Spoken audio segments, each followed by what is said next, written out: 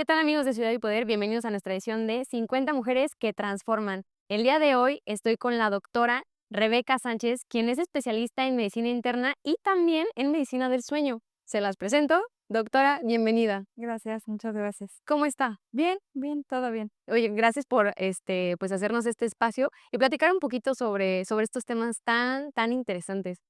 A mí la duda que me surge es, pues, ¿cómo decidió especializarse en medicina interna y posteriormente, pues, explorar lo que es la medicina del sueño? Pues empecé queriendo ser, bueno, yo entré a la carrera queriendo ser o ginecóloga o pediatra. Y conforme fui avanzando en la carrera, me di cuenta que la pediatría no era lo mío.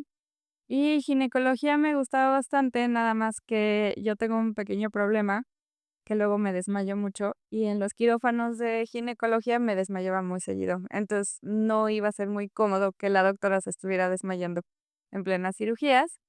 Y en el servicio social empecé a llevar el control de mis pacientes crónicos que tienen diabetes, hipertensión, y luego llegaban otras cosas como neumonías, infecciones, y me di cuenta que todo eso era lo que más me gustaba y lo hacía bien. Entonces así fue como decidí hacer medicina interna. Y la medicina del sueño salió porque en la pandemia yo tenía a mi bebé de 6 meses.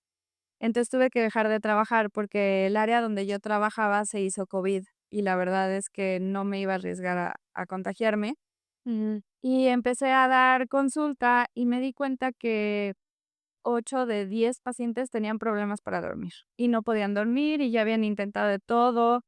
Y mi esposo también empezó a sufrir de insomnio y me dije, qué bueno sería poder ayudar a estas personas porque realmente el sueño es algo que no nos enseñan mucho en la carrera y hasta hace poco ya se está empezando a enseñar en, por ejemplo, en psiquiatría y así, pero era un área como medio olvidada de la medicina. Y entonces encontré un diplomado en medicina del sueño que además era en línea, on demand, entonces como mamá trabajadora y todo, pues me vino como anillo al dedo y así fue como empecé a estudiar medicina del sueño y es algo que me gusta mucho.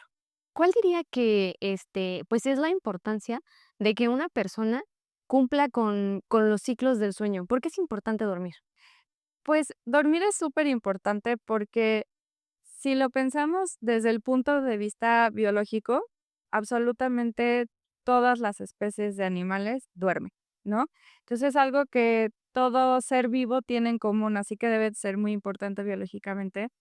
Y luego, si lo vemos como para evolucionar, pues es un momento en el que no nos estamos protegiendo, no nos estamos reproduciendo, no nos estamos alimentando. Entonces uno diría, bueno, pues no funciona para la evolución de la especie, pero se mantienen todas las especies. Y esto es porque durante el sueño es cuando el cuerpo se repara. En el caso de, pues sí, de todos los seres humanos y animales, se aprenden todas las cosas. O sea, todo lo que vivimos en el día durante el sueño se consolida. Todo lo que se podría, digamos, lastimar o dañar en el día, en el sueño se repara. Y por eso es tan importante el dormir y el cumplir con todos los ciclos del sueño. Desde su experiencia, ¿cuáles han sido como las principales, pues, cuestiones, causas por las que una persona puede, pues, tener insomnio? Las la principal causa que he visto es la ansiedad. Ansiedad, problemas de estrés y problemas emocionales. Puede haber otras causas como alguna enfermedad con alguna alteración en la secreción de cortisol o así, el uso de algunos fármacos, el haber tenido algún dolor crónico que no permite dormir por el dolor, pero la principal, así la mayoría de los pacientes tienen problemas de sueño o de insomnio por ansiedad. Okey. Y, bueno, pues, ahorita con el tiempo que en el que estamos, con el desarrollo de, pues, de las tecnologías, el tema de las redes sociales, ¿también afecta el tiempo que pasa uno en pantalla? Sí, de hecho, es de las principales causas también por las cuales ha disminuido mucho la calidad del sueño. Okey. Nuestro cerebro secreta una hormona que se llama la melatonina. La melatonina empieza a secretarse cuando el sol se empieza a poner y que el sol va a echar una luz más hacia roja. Esa luz roja es detectada por nuestros ojos, echa una señal al cerebro, empieza la secreción de melatonina.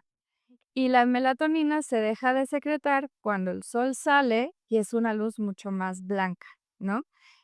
¿Qué pasa con las pantallas? Echan esa luz blanca.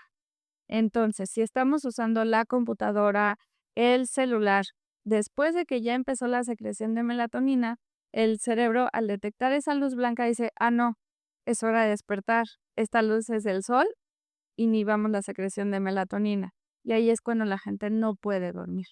Que entonces, eso ha tenido mucho que ver con la mala calidad del sueño. Ahora, otra cosa, el uso de las redes sociales, el estar constantemente recibiendo información que pudiera ser falsa, eh, realidades como demasiado perfectas de los demás, eso aumenta mucho la ansiedad. Okey. Y hay otros estudios que también demuestran que el tener tanto acceso a noticias, principalmente malas, empeora mucho la calidad del sueño. Okey. Si pudiera darnos igual y, o sea, algunos como tips para mejorar el sueño, ¿cuáles serían, doctora? Claro, esos tips, de hecho, están bien nombrados, se llama higiene del sueño. Entonces, primero, antes que nada, hay que exponerse al sol, a la luz del sol, no echarnos como lagartijas, pero sí trabajar cerca de una ventana, de repente sí que nos dé un poco la luz del sol, porque nos va a ayudar a regular el ciclo circadiano.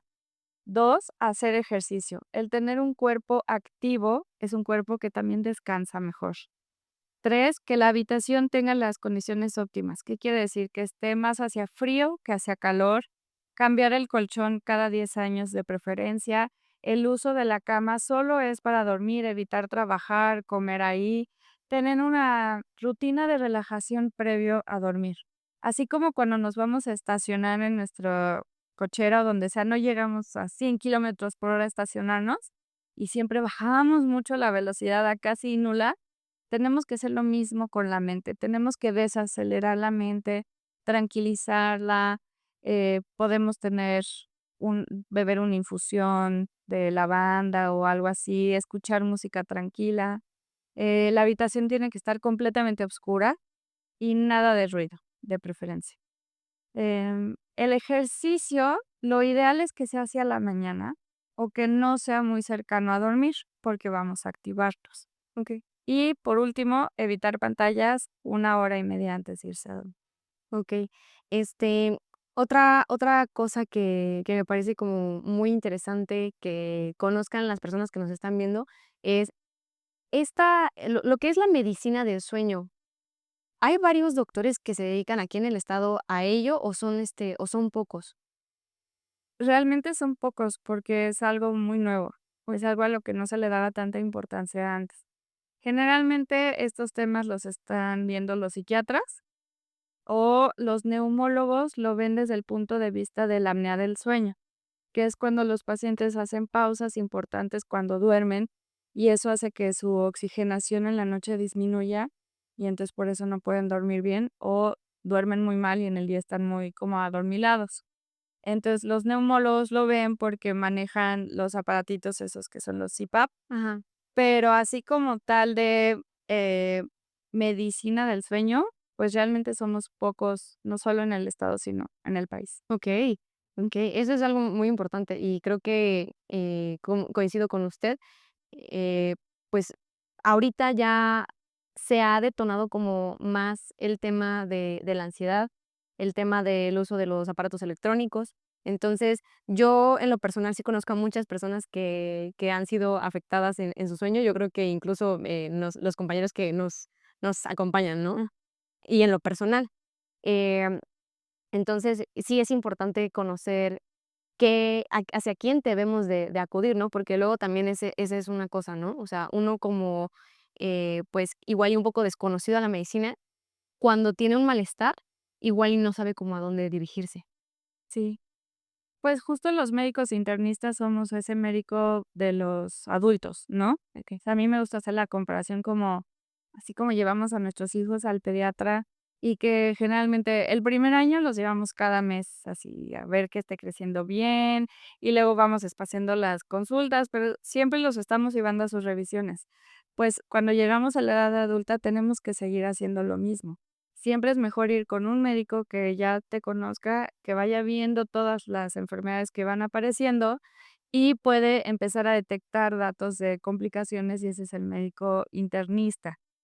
Si el problema de dormir es por ansiedad, yo, por ejemplo, les puedo ayudar dándoles algunos medicamentos que pueden ayudar a dormir, que no son adictivos y que sí permiten transitar por todos los ciclos del sueño. Pero el manejo de la ansiedad tiene que ser por psicología. Como yo le digo a los pacientes, la medicina es como una curita en lo que llegamos al hospital antes de una buena sutura, ¿no? O sea, hay que atacar el problema de raíz, que sería pues la ansiedad, o a veces son casos más sencillos, como que simplemente tienen una muy mala higiene del sueño, ahí ya lo corrijo yo y la verdad es que ya pueden dormir mucho. Doctora, en la parte de lo que es la medicina interna, con su experiencia, cuáles ha visto que son como las principales enfermedades que se presentan en, pues, en el país y en el estado? Las principales enfermedades son las enfermedades metabólicas. Todo lo que es obesidad, diabetes, hipertensión, problemas de colesterol, resistencia a la insulina y bueno, todo eso va a llevar a ya problemas cardiovasculares como infartos del corazón, infartos del cerebro, problemas del riñón y ese tipo de cosas. Por eso es importante lo que me comenta, ¿no? De, hacerse chequeos con su médico internista, para justamente tener el tema de la prevención, ¿no? Justo, porque todas estas son enfermedades que son prácticamente 100% prevenibles. Obviamente hay personas que traen una carga genética muy fuerte y por más que comen bien, hacen ejercicio y todo, sí llegan a desarrollar ciertas enfermedades, pero si las detectamos a tiempo, las podemos controlar y lograr tener un estilo de vida normal. Pero sí es muy importante la prevención. El problema es que aquí en México no tenemos esa cultura de prevención. Okey. Doctora, finalmente me gustaría preguntarle, con lo que platicamos al inicio, ¿qué consejo le podría dar a los jóvenes que quieren, pues, estudiar medicina, pero igual y tienen, pues, estas ideas erróneas, ¿no? O igual y algunas, situaciones, por ejemplo, lo que dicen, ¿no? De que, pues, medicina es entregarte y vaya tu vida y mucho leer y así, ¿no? O, por ejemplo, la situación que le ocurrió a usted de, pues, cierta sensibilidad a la sangre o a ver, pues, el cuerpo expuesto. ¿Qué consejo le daría a esas personas que tienen como todas las ganas, toda la intención de entrar a medicina, pero tienen algunas cuestiones que igual y todavía los frenan? Eh, pues, por ejemplo, bueno, en mi caso no era sensibilidad a la sangre, es un problema del corazón, pero, sí hay muchos médicos que les pasa eso, ¿no? Que tienen alguna enfermedad y no les permite hacer cierta especialidad que les gustaría, pero mi mayor consejo es, la medicina no es una carrera, es un estilo de vida. Sí es muy entregada y muy celosa. Los pacientes no se enferman con horario, se enferman cuando se enfermen y a veces estamos en una cena, en el cumpleaños de nuestros hijos, en algún evento social. En mi formación, pues yo llegué a no ir a la boda de un primo, de mi mejor amiga, yo era dama y le tuve que cancelar por lo mismo que tenía guardia y ese tipo de cosas, pero las satisfacciones que dan son enormes. O sea, el salvar una vida es algo indescriptible. Y cuando uno ya acaba la época de formación, que yo creo que es la mucho más pesada y demandante, siempre se puede uno acomodar para lograr hacer las cosas. En mi caso, yo tengo un grupo de apoyo de varios colegas que de repente me llaman, doctora, hay paciente en urgencias, necesito que vaya, y es el cumpleaños de mi hijo, y entonces le hablo a este colega, oye, puedes ir y apoyarme, y entre todos siempre logramos encontrar la forma, o sea, sí se puede, así como de repente, me decían: "Es que ser doctora y ser mamá es imposible, o a fuerzas necesitas una especialidad más tranquila". No, no es cierto, el chiste es tener un buen grupo de apoyo, un buen círculo, y la verdad es que si uno quiere, sí se puede.